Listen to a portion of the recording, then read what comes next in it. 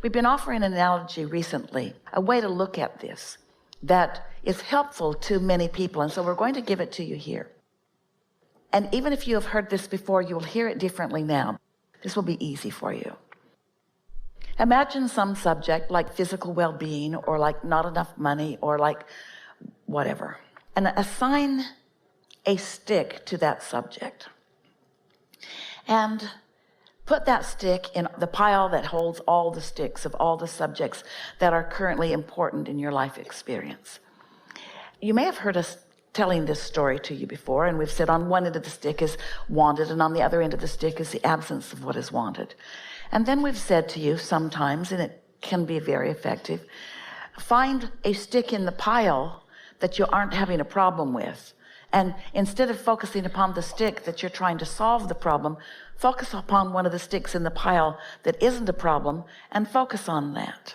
Well, that can be helpful to a certain extent. Esther does that all the time. She remembers one day when the neighbor's dog came into their then chicken yard and made a lot of trouble and hurt some chickens and even killed a chicken or two. And we said to Esther, focus on the chickens who are still alive. And she was really annoyed with us for a moment. But as soon as she turned her attention to the well-being that still existed instead of the trauma that had happened, she got the sense of what we were talking about. And it's sort of like, focus on the chickens that are still alive in this stick pile. Focus upon the aspects of them that they feel the best to you. But today, we are going to modify that stick process in this way. Instead of putting the label on the stick, in the middle of the stick, meaning money, have it or don't, wellness, have it or don't, relationship, have it or don't, what is wanted or lack of it. Instead, let's put the label on this stick way down there on the physical, manifested way I'm used to looking at my physical life end of the stick. On that sort of practical, this is what's going on, this is what you said to me, this is what I didn't like that you said to me, this is what's happening. Put the label on that end of the stick. So on the end of the stick where you've written money, on the other end of the stick, you don't write more money, you write something that is an emotional thing, that is a step 5 thing, that is your inner being's point of view. And so instead of money, you would write something like freedom. Or instead of money, you would write something like flexibility. And because you're writing flexibility or freedom or autonomy or choices, then you don't challenge the other end of the stick, and it's less likely to be active. And so you write awareness, you write well-being, you write all is well, you write ease and flow, you write understanding, you write collecting data, you write something that you can easily feel that doesn't activate the end of the stick that you want to deactivate. You see, this is the interesting thing about creating. When we ask you to tend to your point of attraction, what we're asking you to tend to is your vibration. We're asking you to tend to your vibration, which means we're asking you to tend to your relationship between you and your inner being, which means we're asking you to tend to your relationship between you and your inner being and everything you want, which your inner being is already focused upon. So, do you think that your inner being is focused upon, why don't I have enough money in my bank account? Or do you think your inner being is focused upon your physical autonomy, your physical balance and well-being, your physical all is wellness? And so what you're wanting to do is find the inner being end of the stick on these subjects. And when you find the inner being end of the stick, which is always general and it's always secure and it's always achievable and it's always attainable, we're not asking you to find the path of least resistance. We're asking you to find the path of no resistance. Oh, the path of no resistance. Because the path of least resistance, there's still resistance. And there's a pretty good chance that when you're finding the path of least resistance, you're going to find some resistance as you're looking for less resistance, but it's still some resistance.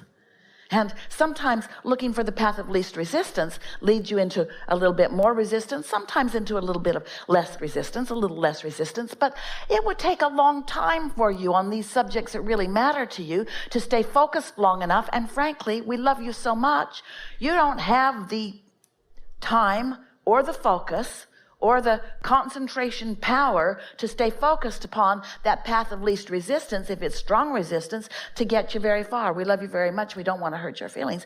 But there is an easier path to this. The path of non-resistance is the path where your inner being already is. There's so much momentum already there. Your inner being has been practicing it in what terms you would call forever. Your inner being is non-resistant, and your inner being is aware of you, and your inner being is aware of everything that you want. Your inner being is aware of all of the cooperative components that are in your vortex. Your inner being knows who you are and feels who you are. And when we say tend to your point of attraction, we mean tend to your point of attraction where you are in perfect harmony with what you really want, with who you really are. You see what we're getting at? A while back, and Esther demonstrated it for friends the other day, we encouraged Esther to take a piece of paper and in one corner write something that was representative of good things she wants. And in the other corner of the paper, we asked her to put a symbol that was evidence or an indicator of things unwanted. And then we asked her to make herself a dot right in the middle of the bottom of the paper. And then we asked her to just begin daydreaming.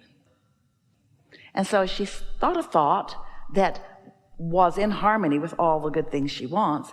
We just began drawing a little line from where she was in that direction. And as she thought more, then more. And as she thought more, then more. But eventually, and quicker than she would want to admit, but it was perfect and fine, she got somewhere where she thought a thought that started to go off this way. In other words, it was a action thought, a what I need to do thought, or an old belief thought. But because she had some momentum already going that way, in the moment that she started to go that way, she caught it and then thought a better thought about that, and off she went again. And then another thought sort of tried to take her over there, but she caught it and thought a better thought, and off she went. Now this is another way. In other words, you can, if you're in a good feeling place and you are sensitive to the way you feel, you can think the thoughts deliberately. You could meditate and get tuned in, which would lead you to blissful thoughts. And then you could receive an idea that just feels really good. And for a moment in time, you could be right there. But what trips you up is you don't want to just be there in energy or in emotion. You want the manifestation. And in the moment that you begin the efforting, that's when you begin moving in the other direction. If we could convince you that everything you want is because you want to feel good in the having of it, then if you could let the feeling good be the singular intention that you have, not uplifting the world, not fixing things that are broken, not making the world a better place, but just having a really good time being the bright light that you are. Yeah?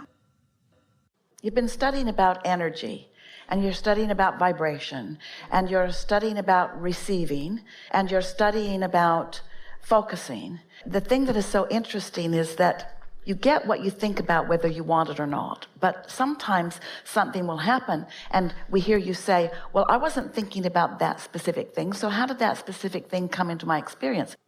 Sometimes you are thinking about that specific thing and that specific thing comes. But what comes to you is the essence of what you are about. The essence of what your vibration is about. And so rather than spend any time trying to figure out why it came or what you did wrong that caused it to come, because there's no value in that whatsoever. Instead, if we were standing in your physical shoes, we would acknowledge that whatever we are experiencing is there because of our point of attraction. And rather than trying to figure out what specific thoughts we thought that brought it, we would just tend to our point of attraction. And so hear the difference, feel the difference between the statement, it is my intention to tend or focus upon my point of attraction, which is to say, I'm going to focus on how I feel. I'm going to reach for thoughts that feel as good as they can feel.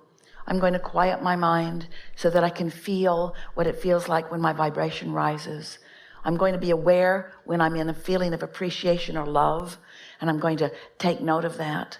I'm tending to my point of attraction. I'm tending to my vibrational frequency.